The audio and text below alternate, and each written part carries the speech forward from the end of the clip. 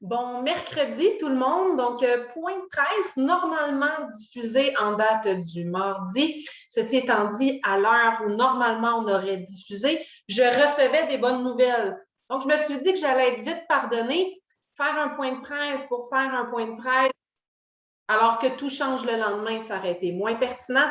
Je me suis fait donc attendre un peu, mais pour vous partager enfin des nouvelles qui font du bien.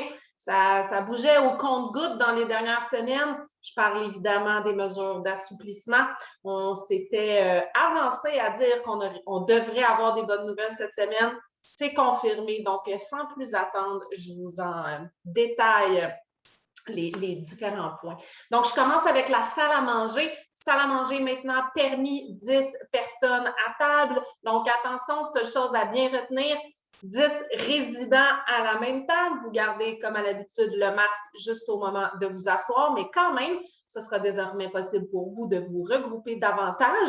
Et donc, c'est possible aussi avec vos familles. La seule petite chose, c'est que c'est un résident avec sa famille. On ne peut juste pas mettre des résidents de différentes adresses mélangés avec des visiteurs des proches aidants. Donc, si vous recevez votre famille, vous êtes seul avec eux. Si vous êtes seulement des résidents, on peut être jusqu'à 10, ce qui fait donc qu'un résident pourrait recevoir 9 membres de sa famille. Ça va? Donc, dès maintenant, c'est possible de le faire. On vous demande, s'il vous plaît, par contre, votre collaboration pour les groupes de 5 ou plus, donc 5 à 10 personnes, réservées à l'avance via la réception. On vous demande un minimum de 24 heures d'avis, hein, donc la veille de votre regroupement. S'il vous plaît, nous aviser, parce que physiquement, on va placer les tables autrement. On doit évidemment avoir plus de personnel si on attend plus de gens, puis préparer les bonnes quantités de nourriture aussi. Si on double la présence en salle à manger, on va doubler la quantité qui va être disponible. Donc, on compte sur vous, groupe de 10 personnes maximum, mais désormais possible pour vous. Ce qui veut dire que on va pouvoir reprendre des fêtés du mois qui ont l'air des fêtés du mois. 14 mars prochain, retour des fêtés du mois, sous le thème cette fois de la cabane à sucre. Donc, pas besoin de prendre de notes, on va vous mettre ça à même le calendrier loisir que je m'apprête à compléter pour vous. Il vous sera distribué pour le 1er mars. Donc, dans les prochains jours, on va le compléter et procéder à la distribution. Mais je voulais faire un clin d'œil au retour à la vie en salle à manger. Si on vous parle des fêtés du mois, ça veut aussi dire qu'on va reprendre, oui, la musique, oui, la danse. Donc, sans plus attendre, qu'est-ce qui sera permis? Donc, la distanciation passe à 1 mètre, hein, ce qui veut dire que pour toutes les activités que je m'apprête à vous nommer, c'est la même règle tout le temps, 1 mètre, masque et désinfection des mains ou des équipements. Donc, oui, on va pouvoir reprendre les tournois de billard. Il va juste falloir nettoyer nos équipements. On peut reprendre la danse. Donc, je suis à communiquer avec notre professeure de danse sociale, Mme Paquin. On peut reprendre la messe. Donc, dès le 5 mars, le curé va être ici pour reprendre ses habitudes le samedi à 3 h l'après-midi. Donc, à compter du 5 mars, il n'était malheureusement pas disponible là, tout de suite en fin de semaine, mais ça s'en vient. C'est le week-end prochain. On va pouvoir l'espérer jusque-là. Et on aura des nouveautés à même l'infolettre. Donc, je vous invite à demeurer vigilant quand vous allez les recevoir parce qu'on reprend des activités que vous connaissez. On vous glisse des petites nouveautés. Je ne m'avance pas tout de suite parce que j'attends les dates officielles, un peu comme la messe. Là, je peux vous dire 5 mars parce que ça a été confirmé. Mais sachez qu'on est à compléter une entente pour un cours de yoga qui sera tenu sur une base hebdomadaire, donc à toutes les semaines. On aura peut-être même quelqu'un pour animer de l'aquaforme, pas les 2 journées, pas le mardi, jeudi, mais on essaie de voir si cette personne pourrait être disponible au moins pour une des 2 journées. On avance, enfin. On a appelé souvent votre patience. Il n'y a plus personne qui en a de la patience. On est tanné de cette pandémie-là.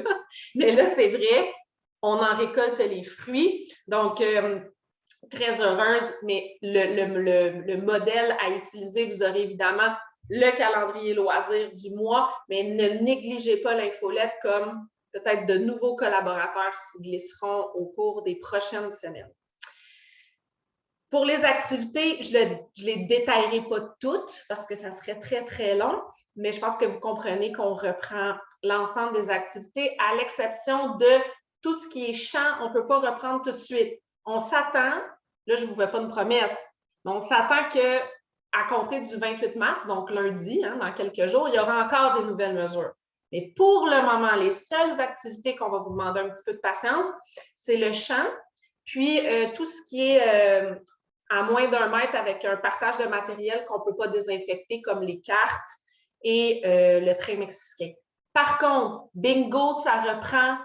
OKO, ça reprend. Dans l'ensemble, presque tout revient. Pour le reste, on se reparle la semaine prochaine. Peut-être que j'aurai d'autres bonnes nouvelles. Moi, ça me fait plaisir si j'ai plus de bonnes nouvelles à vous annoncer.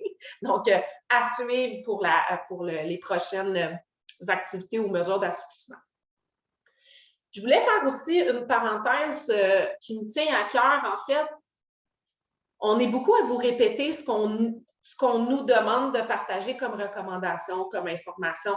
Vous n'êtes plus capable de nous entendre, je vous comprends, hein? Ça se ressemble un peu tout le temps. On en gagne, on en repère. Par contre, j'aurais tendance à dire qu'on voit la lumière au bout du tunnel d'une façon différente cette fois-ci, puis à vitesse grand V approcher. Le gouvernement veut amener la population, il le nomme, vers une gestion plus autonome de la crise, du virus.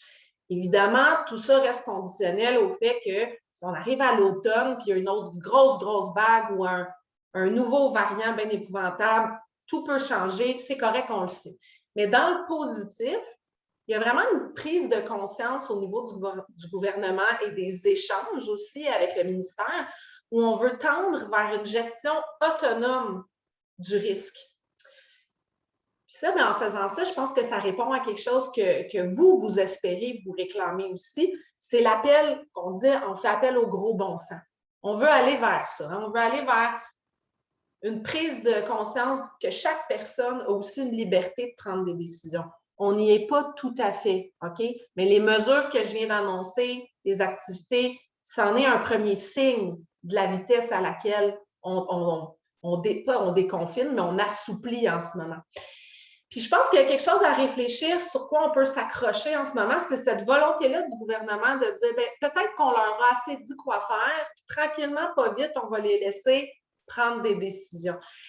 Même si on n'y est pas rendu, le simple fait que ces questions-là circulent, moi, m'encourage beaucoup à ce qu'un jour, ça vous gagne.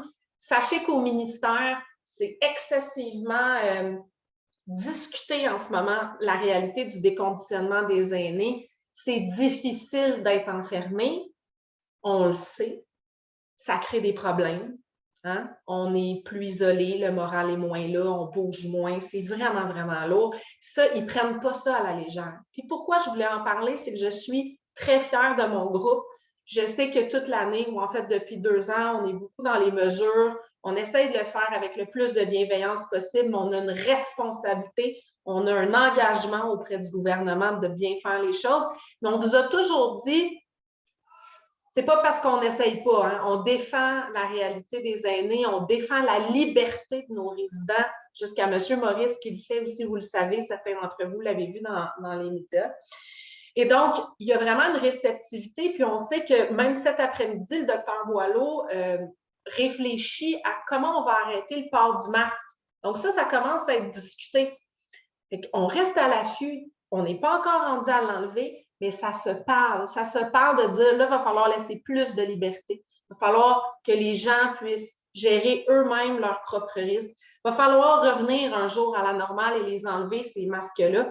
Même si on n'a pas eu de date, à partir du moment où les gens prennent ça au sérieux, il y a de l'espoir. Et sachez que le groupe Maurice fait partie des RPA qui répondent toujours à l'appel pour tous les échanges possibles et imaginables pour défendre vos libertés et votre retour à la normale espérée. D'ici là, la meilleure chose à faire, c'est on continue à bien faire ça, hein? On continue à appliquer ce qui nous est demandé, surtout que là, ils nous en demandent de moins en moins, puis d'espérer que les dates attendues, on les reçoive bien rapidement. Mais quand même, vos activités reprennent, la vie en résidence va reprendre, les tablés, les fêtés, les spectacles. Il ne faut pas oublier que février-mars, là, on oublie la pandémie, on arrête d'en parler 2 minutes. Ce n'est pas des mois faciles. Déjà, quand il n'y avait pas de pandémie, février et mars, c'est des mois, le moral, là, c'est plus difficile en général. Certains d'entre vous, moi, j'aime beaucoup l'hiver. Donc, je suis très reconnaissante de ne pas souffrir de ce manque de lumière-là outre mesure, mais on sait qu'en société, c'est reconnu. Février et mars, c'est des mois difficiles pour le moral. On est tanné, hein? L'hiver, il fait froid, il a fait noir, on sort moins dehors. Donc, c'est courant que le moral est moins au rendez-vous. Si on vient ajouter à ça 2 ans de pandémie puis des mesures restrictives, je vous comprends d'être fatigué par moment. Mais encore une fois, parce que je ne le dirai jamais assez, on va essayer de s'unir pour le bout du tunnel qu'on le voit arriver. Ça va nous rendre d'autant plus fiers de l'avoir fait ensemble. Et pour moi, en tout cas, à titre très personnel, mais je suis certaine que toute l'équipe se joint à moi et plusieurs d'entre vous, malgré que ça a été difficile, j'en suis très fière de voir poindre des bonnes nouvelles comme ça qui arrivent à la vitesse d'un train vers nous. Ça donne un sentiment de victoire. Donc, voilà pour les nouvelles mesures. 2 dernières choses qui n'ont rien à voir. Sachez que dans les prochains jours, on va vous partager la date officielle, mais il y a deux rendez-vous à retenir. Dans un premier temps, on va procéder à l'inspection de vos mitigeurs d'eau pour toute la résidence. Évidemment, on va vous revenir avec la date, quelle phase, dans quel ordre, mais on va s'inviter à aller vous rencontrer, vous serez avisé à l'avance, mais c'est pour vérifier que vos robinets, les températures demeurent adéquates et si elles ont besoin d'être ajustées, qu'on puisse effectuer les travaux. Donc, c'est une question de sécurité et de maintien de la qualité de l'eau dans la résidence, de la température d'eau, pardon. Donc, ça, c'est une date sur laquelle on va vous revenir, mais comme c'est un gros exercice, un peu comme quand on va aux portes pour vérifier les petites clochettes d'alarme, je préférais prendre l'avance. Ça devrait être au cours des prochaines semaines. Puis après, excusez-moi. Et après, il y aura aussi une date à confirmer, mais je vous la donne. 4 mars, ça vient vite, hein, c'est la semaine prochaine. Donc, vendredi prochain, à confirmer avec la caserne de pompiers de Sainte-Thérèse s'ils auront l'autorisation avec les mesures sanitaires. Mais on va vous contacter pour former des groupes et on va faire de la prévention, en fait, incendie. On va commencer à réviser nos pratiques, comment on procède, qu'est-ce qui arrive quand il y a un exercice d'évacuation. Est-ce que vous avez des questions, des choses que les pompiers pourraient vous rassurer? Pas qu'on n'a pas voulu les inviter avant, mais eux non plus, ils n'avaient pas le droit. Hein? C'est qu'on a fini le temps des pas le droit, là. On espère pouvoir les accueillir le 4 mars prochain. Notez-le à votre agenda. Mais prochain point de presse, je vous confirme si ça a toujours lieu. Donc, vendredi, le 4 mars, rendez-vous avec les préventionnistes, donc les membres de la caserne de Sainte-Thérèse pour venir nous épauler dans nos bonnes pratiques d'évacuation, mais aussi de gestion d'un potentiel incendie qui pourrait arriver. Voilà pour moi aujourd'hui. Bientôt, retour des apéros DG. Vous le retrouverez au calendrier aussi. J'ai hâte de vous voir en personne. Vous manquez. Parler à un écran, vous me voyez, mais moi, je ne vous vois pas. Donc, bien heureuse de reprendre nos bonnes habitudes et nos contacts entre nous qui sont si précieux. Merci beaucoup, bonne semaine et à très bientôt.